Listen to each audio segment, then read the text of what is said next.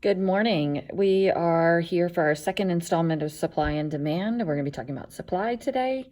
And I actually wanted to address this page in your notebook or your little packet first because we're going to skip it. So just put a big old X over it.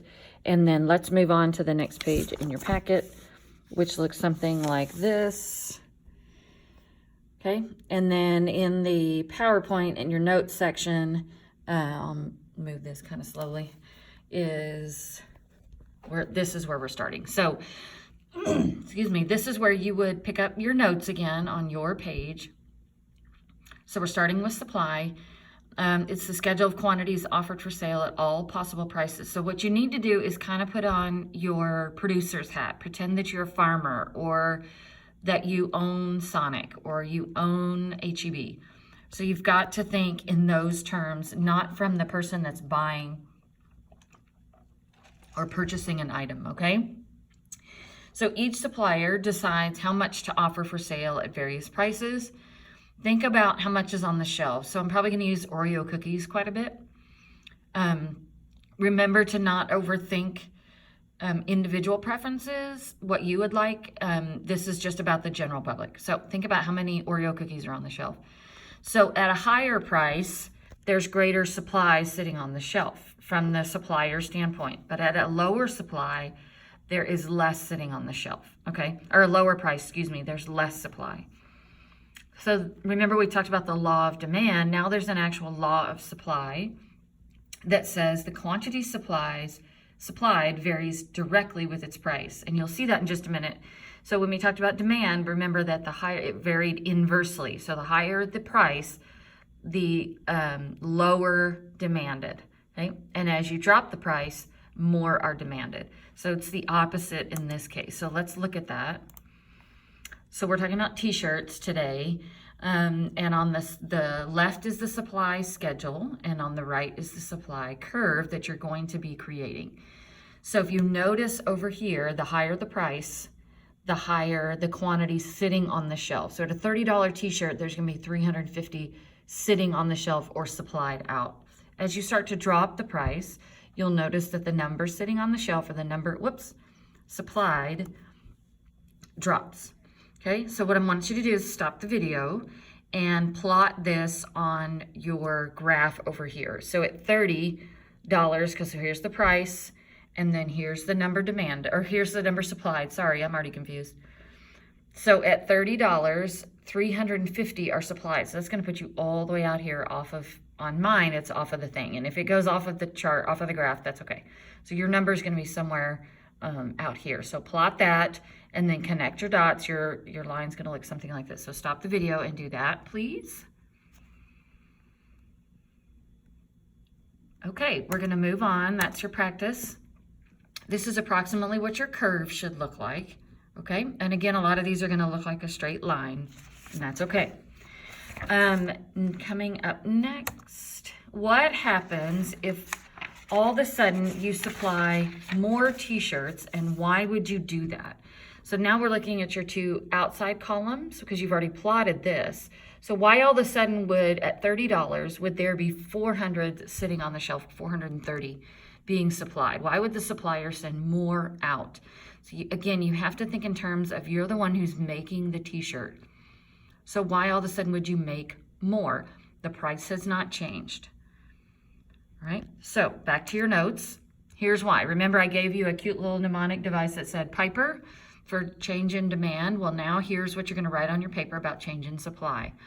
So what causes more to be supplied at the same price? By the way, you can also supply less at the same price.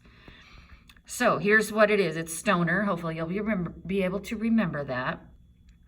If there now becomes a subsidy or a tax from the government on t-shirts, all of a sudden they're going to tax t-shirts 50 cents per t-shirt. Well, that's going to make you supply less of that item because it's going to cost you more to make it. A subsidy is something, it's like the government, it's the opposite of a tax. It's like the government gives you a little bit extra money simply because you make t-shirts. They've decided t-shirts are important and they're going to give you a little bit extra money because you supply t-shirts. Generally, this happens to farmers. So they're able to supply more at the same price because it costs them less. Okay? Technology. What if there's a new machine that's come out and allows you to make t-shirts faster? And so you can make them faster, all right? That's generally going to be in the more supply, not less. What if your machines break all of a sudden? Now you're making less t-shirts. Or you have a machine instead of a person kind of thing. It's going to make you produce more. Other good, the price of other goods going into the... I want to make sure I'm telling you the right thing. I think this is when it's other goods, like what the price of what goes into making, if the price of cotton were to drop, then now you can make more t-shirts at the same price. The price of dye goes down for whatever reason. It also can go in the other direction. If the price of cotton goes up, then you're going to be able to supply less of that item, okay? The number of sellers in the market.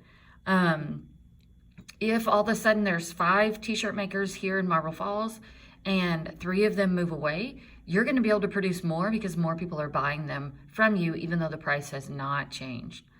All right, the same holds true if more people move in. You're probably going to produce less because they're buying less from you. They've got more choices.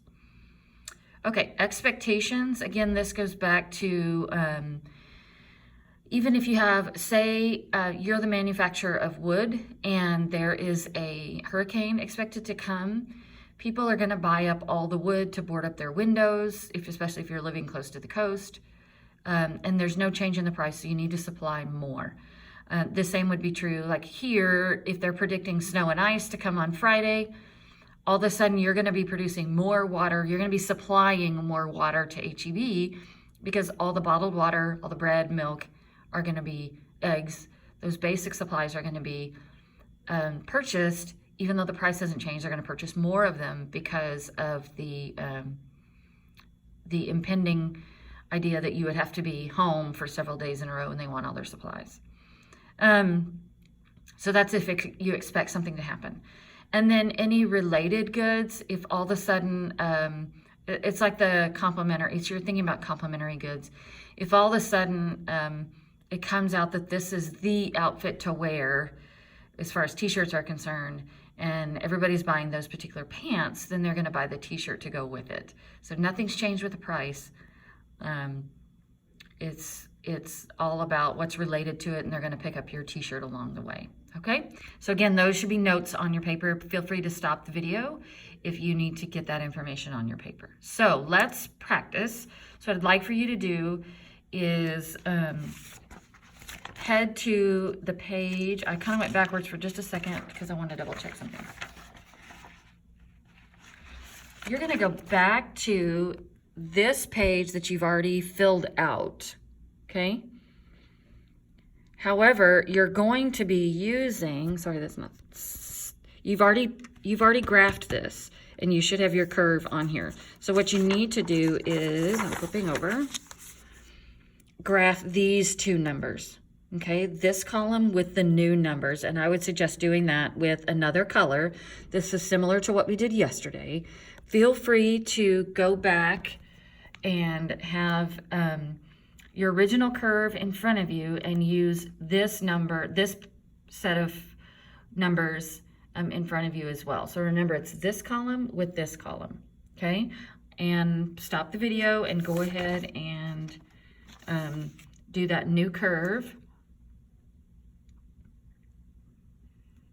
Okay, again, you should look like this. So this goes back to the increases to the right and decreases to the left. I really stressed this yesterday and to my classes, but I don't think I said it to you guys. Don't use the terminology up and down, because if you use up and down, it makes sense with demand, but it does not make sense with supply. So if you move your curve to the right, it's an increase. If you move your curve to the left, it's a decrease. So I've written that again for you here. You may want to write that in on your paper. I'm not sure how that happened. So our new curve is the yellow one, and we have moved to the right of that old curve. And so that is an increase, okay? If our new curve would have been on this side over here, that would have been a decrease because we would have moved to the left. All right, let's move to the next page in your packet. And this is all about reasons for change in supply. So this goes back to the Stoner. mnemonic device that I gave you, and this is the same thing that we did with change in demand. So you have, read the following 7 newspaper headlines. In each case, decide if the event will cause any change in the supply of cars. Okay, so we're graphing, or we're looking at the supply of cars, and it tells you that on the graph. If so, determine if it's an increase or decrease in the supply of cars, and write that answer in the slot. So next to supply, you're going to write increase or decrease, and then which curve we're moving to. We're starting at curve C. So for instance, if we think number 1 will cause an increase in supply, then we will move to curve D because we're moving to the right. And remember, a decrease, you move to the left. So I'm going to give you a few minutes, pause the video, and then we'll go through these. All right, back at you. Number 1 says auto workers union. These are the folks that work at the auto plant and they make the autos. Agree to a wage and fringe cuts. Fringe benefits are like your insurance, your vacation pay, all the extras. Fringe is extra on a rug or on a shirt, and so this is an extra that they get with their pay. So if they are agreeing to cut their wages and cut their fringe cuts, then that, and cut their extras, then that allows the automaker to create those cars at a cheaper price. So your supply is going to go up. So you're going to increase, so you're going to write the word increase, and you're moving to curve D. All right, number 2, a new robot technology increases efficiency. So we're able to make more of the cars at the same cost or cheaper, and so that's going to allow us to increase supply. So we were at D, now we move to the right one more, and that's to E. Number 3, a strike began at midnight, and that meant that the workers that make those cars have gone on strike, so they're no longer making the cars, and so you're producing less. You are supplying fewer cars, so that's a decrease, and you're going back to curve D to the left. I'm sorry, I should stop this. I do think there is one that is a no change. Yeah, I just found that. And there's one headline that implies that the supply of cars does not change. Number 4, a new auto import quota reduces the flow of foreign cars. So there are fewer. A quota means this is the limit of the number of foreign cars that can come in. So there are fewer cars coming in, and that impacts your ability to produce more cars because more people are going to purchase maybe domestic cars. So that's an increase.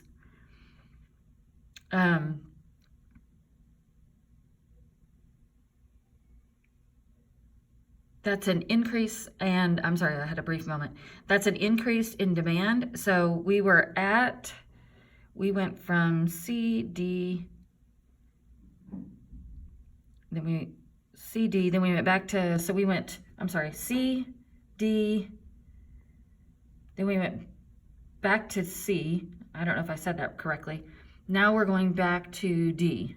So we went C, D, C, C, D, C, and then back to D. Okay. Number 5, the cost of steel rises. So that means steel goes into making cars, and that means it's more expensive to make those cars, so you're able to produce less. So you're going to go back to C. And if I totally just screwed you up on what I just said a minute ago, sorry. So you're going to go, it's a decrease, you're going to go back to C. Number 6, an auto producer goes bankrupt and they close their operation. So that's someone else. So there's fewer makers in the market, and so that allows you to produce more at the same price. So you are going to increase. So I think you go back to the right one. I think we're back to D. I think we've just flip-flopped between C and D. Number 7, buyers reject new models. That's actually a demand issue, and so that doesn't really have anything to do with supply right now. So that's a no change. Okay. At the bottom on the bonus, categorize each change in supply according to the reason that affected supply. So a change in the cost of production is 2 and 5. Okay. And then we're not using 7, so don't worry about that. Oh no, I'm sorry, that's just number 5. A change in technology is 2. Okay, go back to change in production. I'm sorry, 1 and 5. And then a change in technology is 2. I'm so sorry. And then a natural disaster or other event is the 3 and 6. And then government policies is 4. Okay? Hopefully, holy cow, that wasn't as confusing as it sounded. Okay, I think that is it. We're going to start with supply and demand on our next video. Okay? Thanks.